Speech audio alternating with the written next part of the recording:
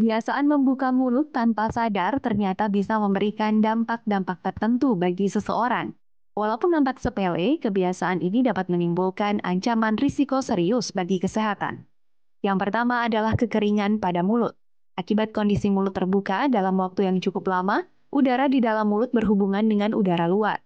Hasilnya, kelembapan di dalam mulut pun berkurang dan mulut menjadi kering. Kerusakan gigi juga menjadi salah satu risiko yang mengintai orang dengan kebiasaan menganga.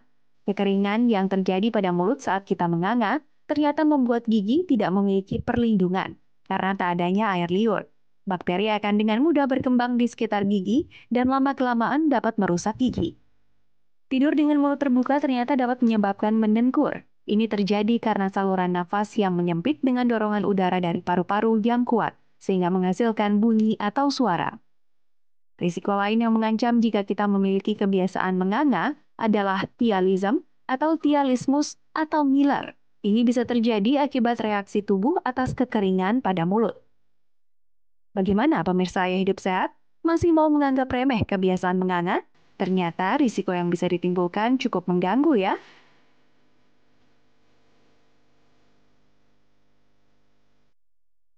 Siapa tuh yang punya kebiasaan nganga? Pak, laler masuk. Oh, Pak. udah laler Tuh, masuk. Aduh. Itu saya juga kebiasaannya tuh suka banget kalau tidur tuh, Dok. Kok tidur? Apalagi kalau nyenyak banget. Tambah ngorok lagi udah. Iya, deh. tambah ngorok ya. Tambah Aduh. ngiler lagi. Aduh, udah deh tuh, Dok. Jadi satu semua tuh. Jadi Nikmat satu itu tidurnya ya. berarti. Nih, ada dokter Ziki, spesialis saraf yang akan membahasnya mengenai menganga. Nah, itu dok. Ternyata apakah itu merupakan tanda dari suatu penyakit atau merupakan penyakit? Ayo, gimana tuh dok? Gimana tuh, Dok? Jawabannya dua-duanya. Jadi menganga itu bisa karena suatu penyakit atau juga nganga ini bisa menyebabkan suatu penyakit. Menganga itu kenapa dibilangnya itu suatu penyakit? Penyakitnya apa, Dok? Kita bahas nganga dulu satu-satu ya. Oke. Kenapa sih kita bisa sampai menganga gitu kan ya? Berarti mulut kita terbuka kenapa? Karena otot kita tidak cukup kuat untuk membuat rahang bawah rapat dengan rahang atas. Nah, sebabnya itu salah satunya mungkin karena otot. Ya, yang kedua bisa juga karena memang persendiannya. Ya, persendiannya misalnya di daerah rahang sini persendinya ada yang mungkin bergeser atau mungkin ada apa istilahnya pengapuran atau mungkin juga istilahnya maloklusi atau salah dudukan ya. Oh, Iya, salah coba tempatnya. deh, Kak Indra pegang deh di belakang situ. Sini Ya, ya. di situ. Ya. Nah, di situ tuh, di sini tuh di rahang atas sama rahang bawah Ya. itu tuh di belakang di sini ada sendinya. Ada sendinya, oh iya betul. Sambil gigit coba, Sendinya sambil di gigit. sini. Gigit gini. Gitu. Berasa nggak ada yang nonjol Oh iya. ototnya? Nah, itu ototnya. Nah, ini dia yang kadang mungkin bisa membuat orang jadi nganga Ini karena ada otot ini yang membuat otot kita ini. menjadi mingkem. Ah. Kalau otot ini lemah kita jadi nganga. Oh, gitu. Baik Gitu. dong. Mungkin ototnya lemah banget kayaknya, Kak. Apanya? Kayaknya lemah Ini deh. nganga terus. Jadi berarti ini fakta ya, Dok? Oke deh dok, ini kita punya mitos atau fakta mengenai menganga yang beredar di masyarakat. Katanya sering menganga bisa jadi karena adanya trauma sendi rahang. Mitos atau fakta dok? Fakta bisa jadi. Fakta bisa jadi. Bisa jadi. Trauma di sini kan bisa mungkin karena emang penyakit dari dalamnya sendiri atau mungkin terbentur ya. Mungkin petinju yang pernah kepukul bisa juga. Oh benar ya. Mungkin petinju-petinju itu banyak yang suka nganga tuh pasti ya, Dok ya. Kita belum Kena lihat aja. jab-jab gitu kan. Cis. Jadi gitu gitu kan ya. ya. Mungkin di luar ring mereka nganga ya. Mesti pasti sih, Dok. Terus kalau kebiasaan menganga apakah disebabkan karena alergi? Itu fakta atau mitos? Itu mitos. Oh mitos. Mitos. Alergi enggak. Jadinya, oh mitos. Enggak secara langsung, karena kecuali alergi yang membuat menjadi flu. Ketika flu, aliran aliran udara berkurang karena hidungnya mampet, maka akan dibantu dengan Pernafasan mulut. buka mulut. Oh Iya. gitu. Coba kalau kita pilek aja, kan pasti langsung nganga. Kan Iya. untuk masukin oksigen ke dalam Betul. tubuh kita pasti lewat antara hidung atau mulut. Karena Betul. respon alergi kan biasanya kalau nggak gatel, bengkak ya. Nggak Iya. ada orang alergi responnya nggak langsung, nggak ada. Jadi mitos. Jadi mitos. Iya. Oke, selanjutnya kita masih punya mitos atau fakta mengenai menganga. Katanya nih dok, kebiasaan menganga dapat memicu asma. Mitos atau fakta dok? Jawabannya dua-duanya. Maksudnya dua-duanya gini. Dua-duanya bisa Bukan. fakta bisa mitos. Asma bisa nyebabin menganga, menganga bisa nyebabin asma. Oke. Wah, Ya. oke. Karena kalau misalnya asma menyebabkan menganga karena ada gangguan pernapasan, dia akan nyari udara lebih banyak dengan buka mulut. Oh, ya. Tapi kalau misalnya menganga menyebabkan asma, orang yang tidurnya menganga misalnya ya, dia diinduksi oleh kemasukan debu, akhirnya muncul alergi dan respon asmanya muncul kalau memang orang tersebut punya riwayat asma. Begitu. Iya, karena memang kan di hidung kita itu kita punya bulu-bulu hidung ya. Bulu-bulu hidung tuh bertugas sebagai jaring gitu ya. Jaring-jaring kalau misalnya ada debu-debu biasanya ketangkep sama bulu-bulu hidung. Makanya kita gitu. lebih baik nafas tuh dengan menggunakan hidung ya, jangan menggunakan mulut ya. Karena mungkin siapa tahu nanti dengan menggunakan mulut lebih banyak maka akan nggak kesaring gitu ya udaranya. Karena mulut nggak ada bulunya. Gitu, oke. Selanjutnya kita masih punya mitos atau fakta berikutnya. Kebiasaan menganga merupakan faktor genetik. Mitos atau fakta, Dok? Mitos. Mitos ya, Dok ya? Iya, karena nggak ada hubungannya kecuali terkait dengan bentuk rahang seseorang. Tergantung bentuk rahang seseorang. Iya. Jadi bukan berarti kalau bapaknya suka nganga, anaknya Pasti jadi nganga. gitu. Enggak ya? Enggak. Oke. Nah, ini ada beberapa yang mempunyai kebiasaan menganga gitu, Dok ya. Ini testimoni, banyak orang yang mengatakan bahwa dia itu memiliki kebiasaan menganga. Coba kita lihat sama-sama.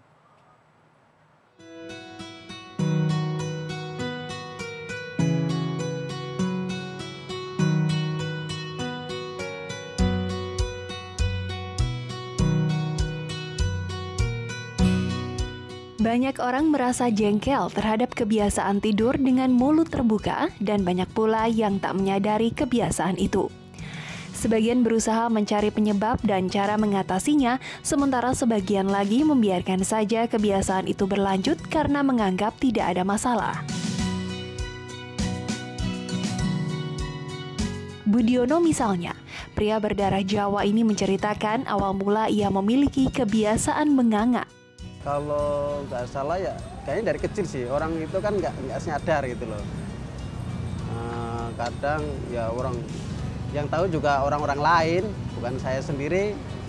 Kadang orang yang negur saya kalau lagi duduk bengong, nganga. Kadang juga kalau lagi tidur nganga sendiri.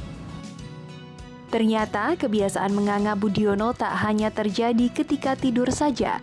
Di saat-saat tertentu seperti melamun dan mendengarkan percakapan orang lain, ia pun kerap membuka mulut tanpa sadar. Ya semua sih nggak sadar ya. Orang itu kan tiba-tiba sendiri, itu nggak disengaja. Kalau lagi ngeliatin orang ngobrol, nganga sendiri.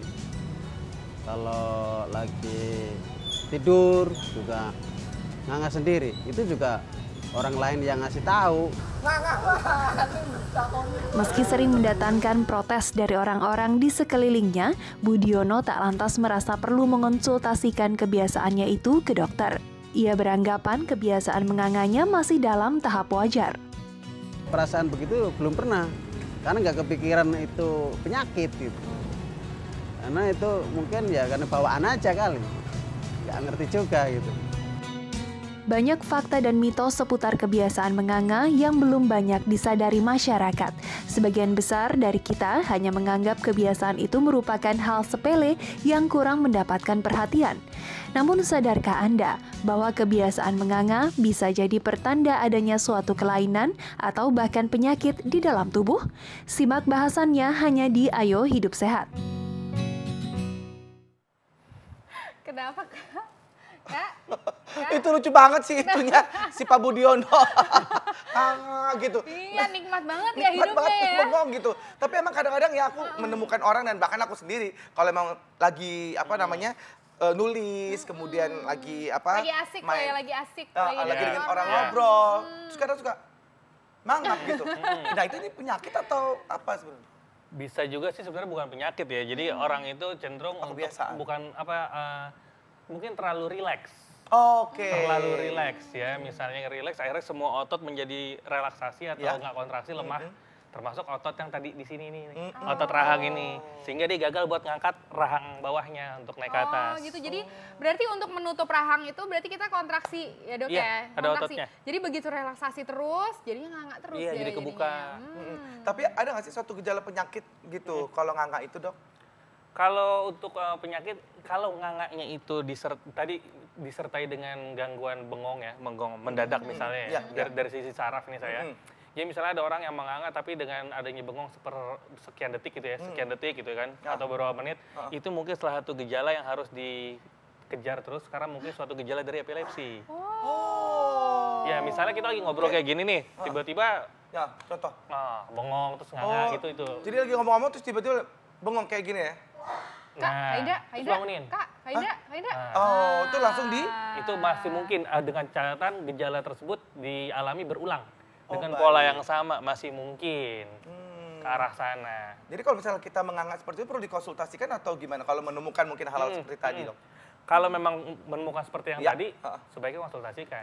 Karena kan nggak mungkin kita lagi dalam situasi dialog tiba-tiba bengong dan nganga gitu ya. Nah itu.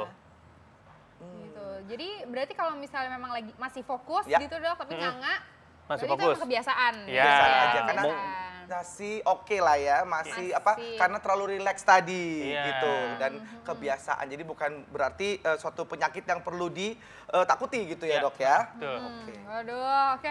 Ini jadi ini ya. Aku denger aja sampai nganga loh. Oh ternyata jadi begini. nganga jadinya ya. Ternyata hal-hal yang simpel itu kalau misalnya aneh itu bisa juga menjadi suatu penyakit. Iya, Jadi kita berarti memang mesti lebih aware lagi gitu. Terima kasih dokter. Terima kasih banyak dokter Ziki. Oke. Nah.